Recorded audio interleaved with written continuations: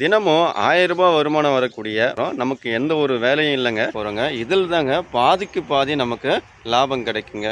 நல்ல கீரையாக பார்த்து வாங்கணுங்க.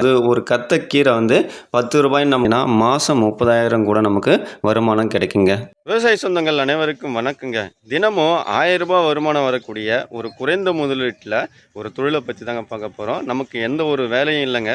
ஒரு இடத்துல இருக்கிற ஒரு பொருளை வாங்கி போய் அந்த பொருள் தேவை எங்கே இருக்கோ அங்கே வந்து நம்ம கொடுக்க போகிறோம். அதன் மூலமாக தான் நமக்கு குறைந்த முதலீட்டில் அதிக லாபம் கிடைக்க போகுதுங்க. வாங்க வீடியோக்குள்ளே போகலாம். இன்றைய கால சூழ்நிலையில் வாரத்தில் 3 நாட்கள் வந்து கீரை தாங்க பெரும்பாலும் மக்கள் வந்து உணவு உட்கொள்கிறாங்க. அப்படிப்பட்ட கீரைகளை விவசாயிகளிடம் வாங்கி நுகர்வோருக்கு நம்ம கொடுக்க போகிறோங்க. இதில் தாங்க பாதிக்கு பாதி நமக்கு லாபம் கிடைக்குங்க. தினமும் 2 மணி நேரம் வேலை செஞ்சால் போதும் ரூ. 1000 வருமானம் பெறலாங்க. அதுக்கு நாம் நல்ல கீரையாக பார்த்து வாங்கணுங்க. அதுவும் ஒரே கீரையாக வாங்கக்கூடாது. சிறுகீரை, அரைக்கீரை, தண்டுக்கீரை, இப்படி பாலாக்கீரை போன்ற 4 விதமான கீரையை வந்து நம்ம வாங்கணும். இந்த கீரை வாங்கும்போது அந்த கீரை நல்லா பச்சை பசேல்னு இருக்கிற மாதிரி வாங்கணும். பூச்சி தாக்குதல் இருக்குதா என்பதை பார்த்து வாங்கணும். ஏன்னா நோர் எப்பவுமே நல்லா தூய்மையாக பச்சை பசேல்னு இருக்கிற கீரை தான் வாங்குவாங்க. நமக்கு கீரையும் அதிகமாக லாபம் கொடுக்கும். அப்போ விவசாயிடம் நம்ம போய் நிலத்திலே வந்து என்ன செய்யலாம்னா கீரை வாங்கலாம். இப்போ விவசாயிகள் என்ன செய்வோம்னா கீரையை பிடுங்கி அலசி நல்ல கீரையை நமக்கு வந்து அவங்க எண்ணிக்கையில் கொடுப்பாங்க. அப்போ நம்ம நிலத்திலே வாங்கும்போது ஒரு கத்த கீரை வந்து ரூ. 10 நமக்கு கொடுப்பாங்க.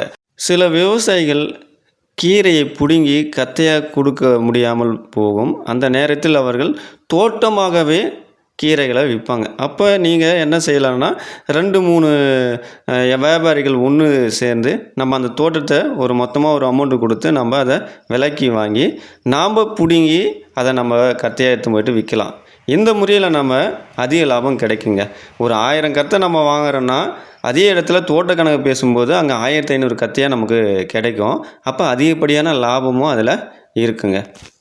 அப்போ நம்ம நிலத்தில் வாங்க அந்த கீரையை மக்கள் வந்து எங்கே அதிகமாக கூறுறாங்களோ அங்கே நம்ம வந்து சேல்ஸ் பண்ணணுங்க. மாவட்ட தலைநகரில் உள்ள கலெக்டர் ஆஃபீஸு முன்னாடியும் தாலுக்கா ஆஃபீஸு முன்னாடியும் மக்கள் பொதுவாக எங்கே அதிகமாக கூடுறாங்களோ அங்கெல்லாம் நம்ம கீரையை வைத்து விற்கலாங்க. அங்கே வந்து அதிகமான கீரைகளை வந்து சேல்ஸ் ஆவதற்கு நமக்கு வாய்ப்புகள் அதிகம். பக்கத்தில் இருக்கிற நகரங்களில் நம்ம தெருவோரங்களில் கூட நம்ம என்ன செய்யலாம் தள்ளு வண்டியை வச்சு விற்கலாம்.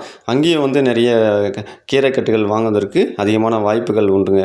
அடுத்ததாக ஹோட்டல்களில் நிறைய கீரைகள் வந்து பொரியல் வைப்பாங்க. அப்போ ஒரு 10 15 ரெகுலராக வந்து நம்ம கீரை கொடுக்குற மாதிரி 10 ஹோட்டல்கள் இருந்தால் கூட நமக்கு போதும்.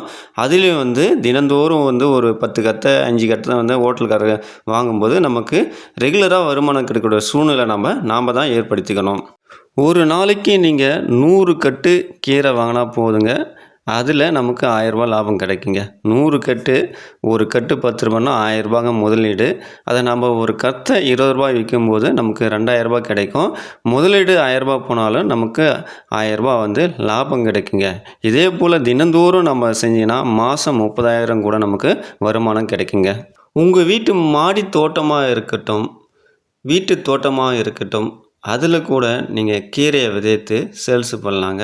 அப்படி நாமளே கீரையை விதைத்து சேல்ஸ் பண்ணும்போது நமக்கு முழுமையான லாபம் கிடைக்குங்க. ஒருத்தவங்கிட்ட ரூ. 10 கொடுத்து கீரை கட்டை வாங்குறத விட நாமளே வந்து நம்மளுடைய மாடி தோட்டத்துலையோ இல்லை தோட்டத்துலையோ நம்ம கீரை விதைத்து விற்பனை செய்யும்போது நமக்கு முழுமையான லாபம் வந்து நமக்கு கிடைக்குங்க. நீங்களும் கீரை விவசாயம் பண்ணுறீங்கன்னா கமெண்ட் பாக்ஸில் பதிவு செய்யுங்க. உங்களுக்கு பிடிச்ச கீரை வகை எது என்பதையும் கமெண்ட் பாக்ஸில் தெரிவிங்க. மறக்காமல் நம்ம சேனலை சப்ஸ்கிரைப் பண்ணுங்கள். மற்றவர்களுக்கு இதை ஷேர் பண்ணுங்கள். நன்றிங்க.